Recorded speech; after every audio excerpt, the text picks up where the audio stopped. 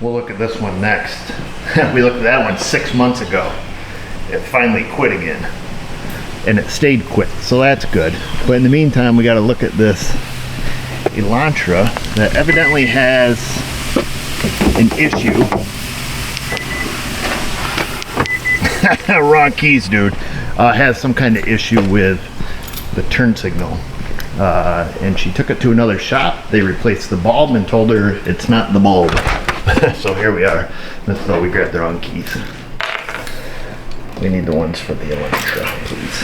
Ah, at least it was the same. I grabbed my Hyundai keys. Yeah.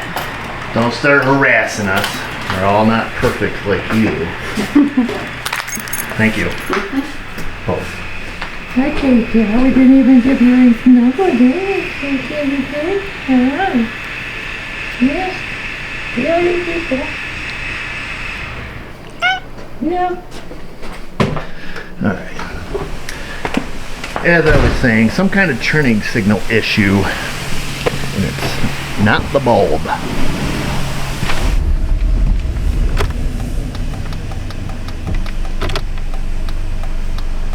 Okay, so fair to say something with the left turn signal. Don't see any cars coming.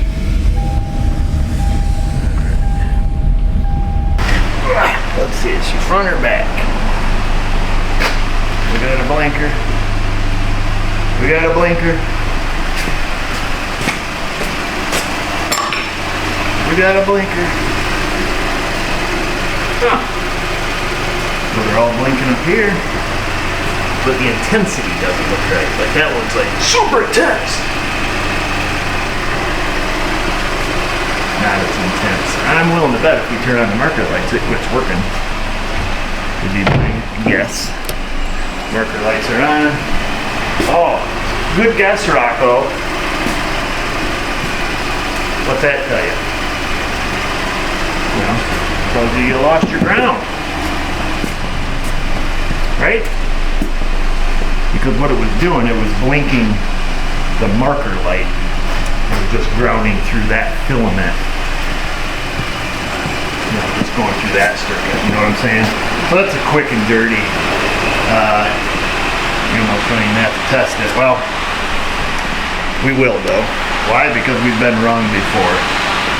But yeah, that's just blinking the marker light itself. And I would assume that we have no marker light. Let's turn off the, let me give it a quick reach here. Four ways are off. Marker lights are on. And I assume we have no marker light, right? Yep. There you go. Big fat clue for you right there. Marker light there. Okay. Easy peasy. Let's find the broken ground. Send this lady down the road.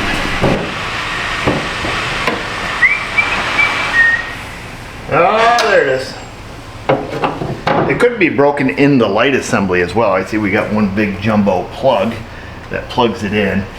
So, I don't know if you just take the 3 screws out, the whole headlight assembly comes out, which I doubt, because usually, you know, there's probably 13 screws across the front of it. Who knows?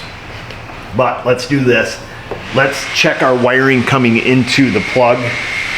I somehow doubt that they use the same ground for the headlights as they do that. And if they do, then we know the problem is 100% in the light assembly itself, either in the wiring or in the bulb, in the connector for that bulb, you know what I'm saying?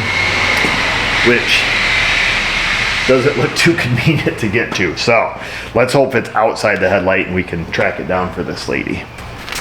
Looking at the diagram, it appears we have one more test to make before we actually make a test. So look at the turn signal here. Okay, so this is the left headlight. It's one we're working on. The turn signal power is supplied through pin 2, and then it's grounded through pin 7. Front outboard side left frame rail. So that's where the ground is for that left turn signal. Okay. Now we look at this connector that plugs in there. Okay, does this agree? Yep, pin 2, L, which means blue, because that makes sense. Blue with orange stripe, is that what the O means? blue with the orange stripe. I don't know why L means blue. I've never looked into it, but on wiring diagram, L is blue. So blue with the orange stripe, turn signal, pin number 2, that agrees, and then it said pin number 7 is the ground. Pin number 7 is a ground, but it's also the ground for the high beam. So what do we want to know? Well, we want to know if the high beam works. Let's see, let me cut the key on. Key's on, there's low, there's high. Okay, so the high beam works. Still no turn signal. All right, that's pretty much cut and dry. Let's leave our turn signal on while we're right here. We know our ground's good because our high beam's nice and bright. Let's unplug it. Okay, we're unplugged. Let's just verify pin number 2, blue with orange. Should be this one here, I think. Diagram's right. I don't know if that's a front probe or a back probe looking unit. Turn signal's on, okay. So we have good power going into our turn signal, all right? And then pin number 7 is supposed to be the ground, which is this pin here. If we jumper it, we can assume that it's going to blink.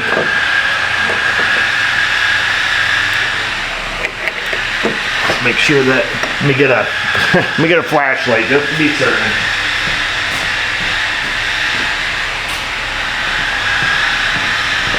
We should be good unless the high beam is also taking its path through something else. Okay, so we have, I think, pin 6. Which pins we got? 3 black wires on the bottom. Pin, I'm going to say, pins 5, 7, and 8. 5 is a ground, 7 is a ground, 8 is a ground. They are all ground wires. So let's just check them all with our turn signal wire because it may just be finding a source or something else. So let's see.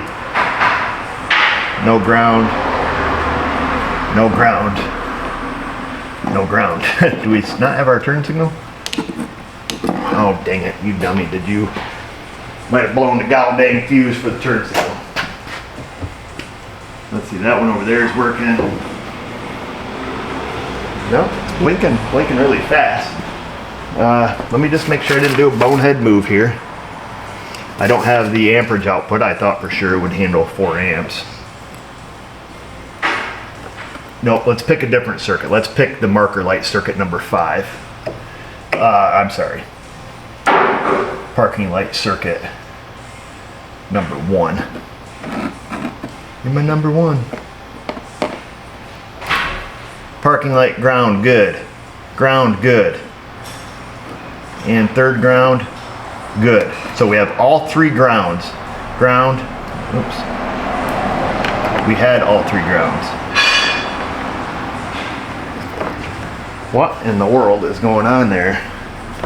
Parking light should easily be able to handle the 5 amps. It doesn't like it for some reason, or 4 amps rather. Let me get a little bit of a lighter circuit. I changed my mind. Let's just go into the headlights. Let's see, because we have the headlights on. Number pin 3 here. Jeez Louise. It may use like an FET transistor and no fuse. Okay, ground, ground, ground. And it doesn't like the rapid inrush there or the spike. Okay, so we have all of our grounds. We've already proved it over and over again here. At this point, the headlight would need to be removed. Or this bulb. Well, actually, I think you might be able to get to that bulb. We can check the, boy, that is not convenient whatsoever. I don't know if this will give us a little more room. We can reach up in here. That is highly inconvenient. There we go. Let's zip this little sucker out of here.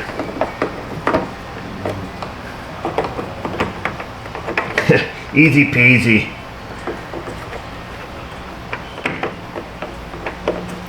What the world? Got a little pair of something here. We'll go at it with a pocket screwdriver. There it is. Hello. on, baby. They said they put a new bulb in and it didn't work. Old school. Old school. Let's see, it looks like we have a ground, 2 powers. Let's see if our socket is any good. Let me go shut the lights off here real quick.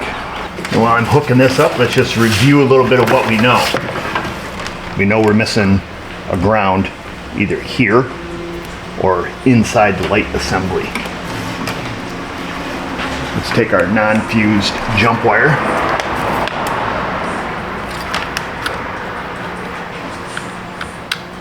We're gonna go like this. Oops. Like that. We're gonna hook our ground. Well, I'll just hold the ground on that terminal. Maybe.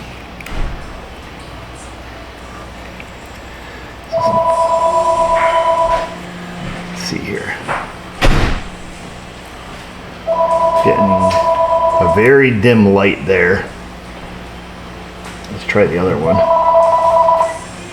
Getting a very dim light there. That's weird. Let's just check our bulb. Is our bulb good? Good, good, good, good. Alright, we've got some socket issue here. Let's make sure our ground terminal is actually out touching the bulb. Let's just pry that out a little bit. Okay, plug that back up. Touch our ground on here. Good. And not good yet. Kind of hard to hold that on there. So nothing there.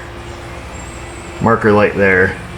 Nothing there on the turn signal side. Let me just make sure. I'm just gonna reach in there with a little pick. Pull those things up. Make sure our contacts here are good. Doesn't look like a new bulb to me. Maybe they put the old one back in. Not real sure. I want to make sure we have a good connection in here first. So I just reached in there, the little springs. Made sure that was cleaned up. Just touched it a little bit with a file. Just make sure those are clean. So we'll stick that back in there. We'll try again. Otherwise, it's just going to need a new socket. That one's good. That one's good. Okay. So it must be it was just a poor connection. Wow. This guy's really struggling for videos if we're putting stuff out like this. Either way, oops.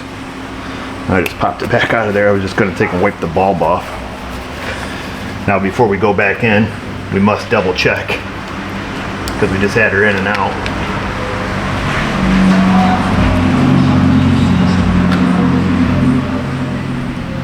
Alright, we're good on both sides. Huzzah! Theoretically, if we stick it in, we'll be happy. And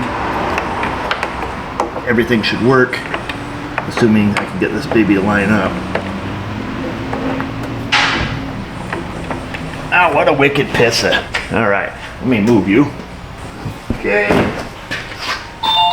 Oops, gotta cut the key on. Forgot. Key is in the full cut on position. Those are marker lights. Boom, looking nice. Left turn, perfect. Headlights, low beam, high beam, low beam, high beam. Well, alright, let's cut the key off. Sorry folks, I can't make this stuff up. We just do what comes in the door. Alright. It's pretty sad that it was sent from another shop for this, but is what it is.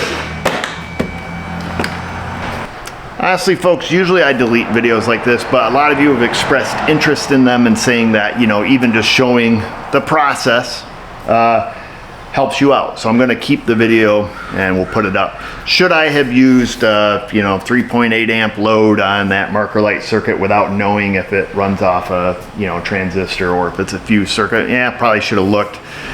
Didn't hurt anything. A lot of computer controlled circuits, they see overcurrent or they see that high inrush, they shut the circuit down. And that's what this one does. That's why it shut down the marker light circuit, shut down the turn signal circuit. Not a big deal. Turn the component back off, back on, and you're up and running again. Should have used a load like you know, amp and a half load, whatever. Hindsight's always 20/20. We just went through and still had to follow our process. You know, we looked at it, we assumed like, yeah, it's missing the ground circuit.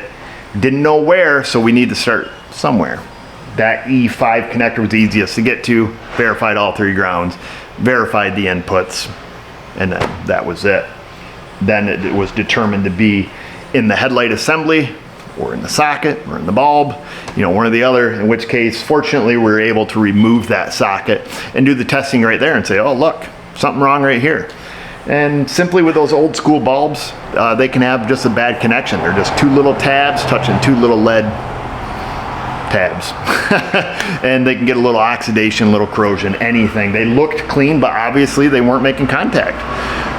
Even after straightening out that ground tab, it just still wasn't making contact. So quick cleanup on those and away we go. So stick to your process, you'll get to the answer, and that's just how it works. I want to see you guys work it down in that comment section. Insta, Facebook, you'll find us around those places. And just remember, viewers, if I can do it, you can do it. Thanks for watching.